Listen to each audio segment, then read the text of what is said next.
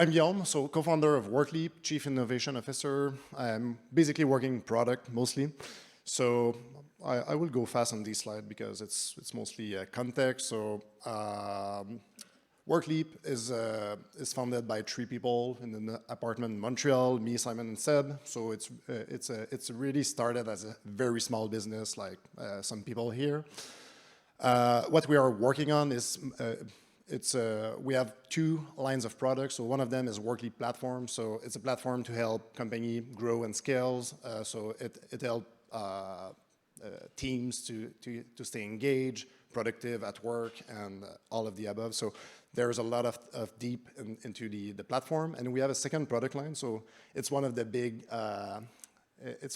challenge of our business to work with 2 different product lines, 2 different set of personas and things like that. But I will go deeper a little bit later. So in numbers, bootstrapped in 2006. So we are a 19 years business. Our birthday was last week, so it's a long ride, to be honest. So it's I'm very proud of that. About 450 employees. We work with 20,000 customers all over the world, $100 million in revenue. And we recently raised, about 2 years ago, from CDPQ, so around to continue our growth through M&A. So I did this presentation a couple of times, but with different audience. So basically, as I said, we are a 19-year business. The market right now for B2B SaaS, it's kind of hard. Like there's a lot of up and down the last few years. And then we have AI.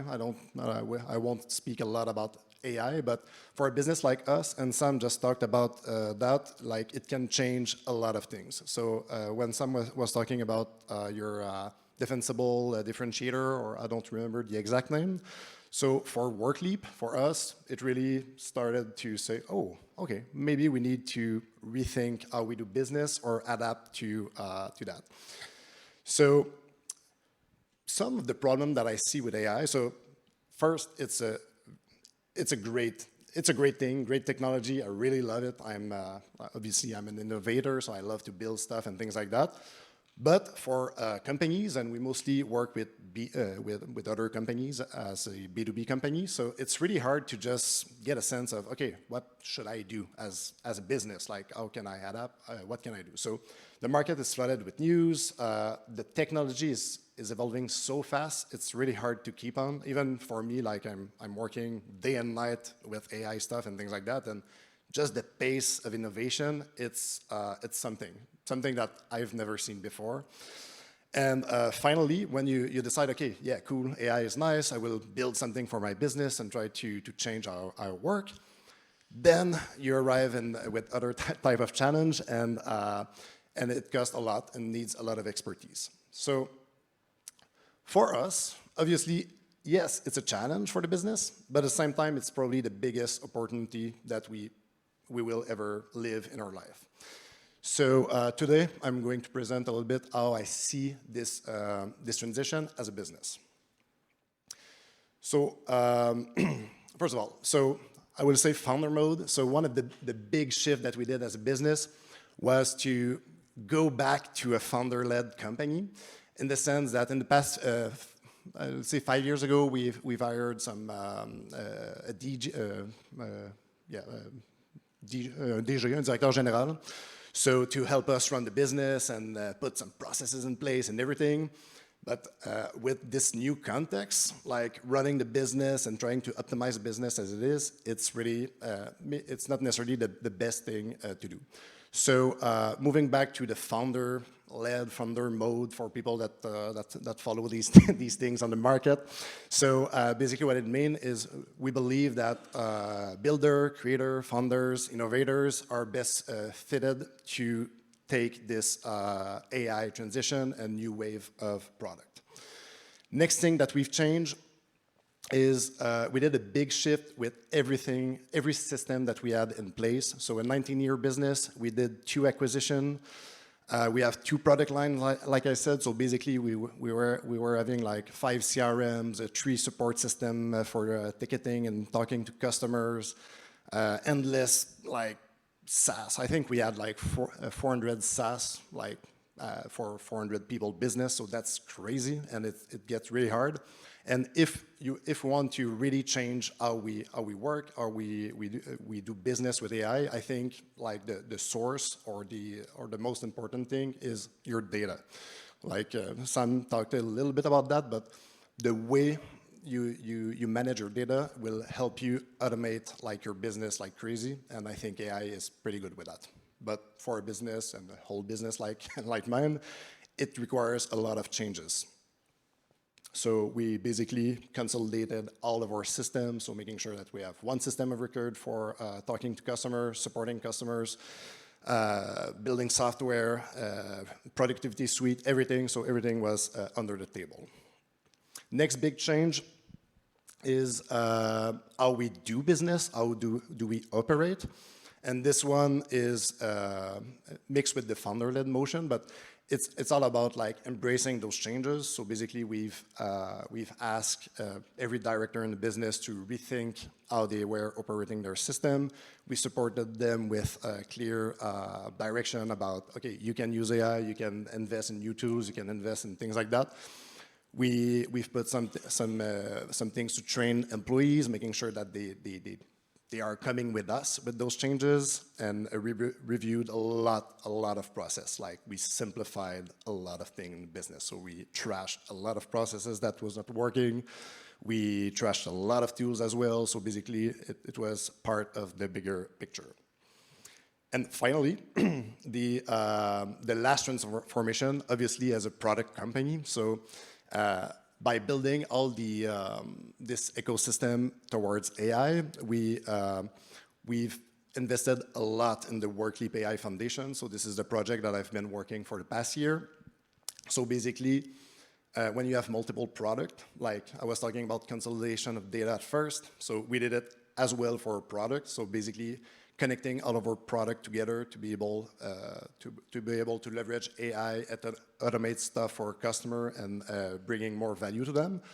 And we have the foundation as well to build the future products within Workleap. So times is up. So it was 7 minutes, pretty quick.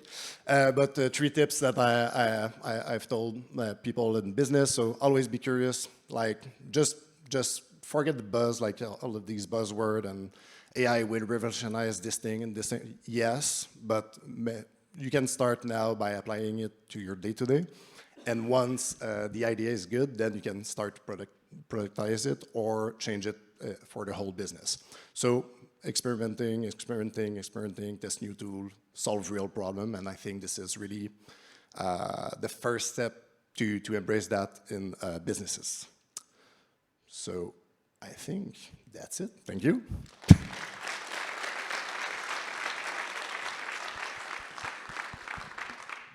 First question's right here. Thank you very much for the presentation. Hi, my name is Ivo Gorgachev. I'm an independent consultant in digital transformation and process optimization.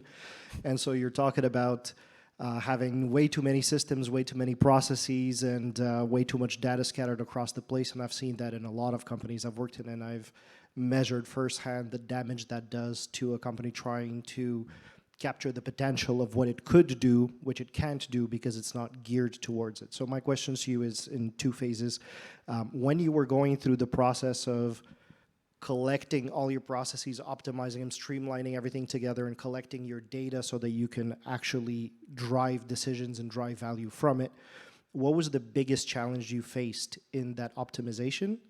And then the second part of the question is, was there something while you were going through that process that you would go to bed at night and go thinking, God, I wish someone would just do this thing for me or give me this thing to get it off my mind so I could just focus on what I'm here for?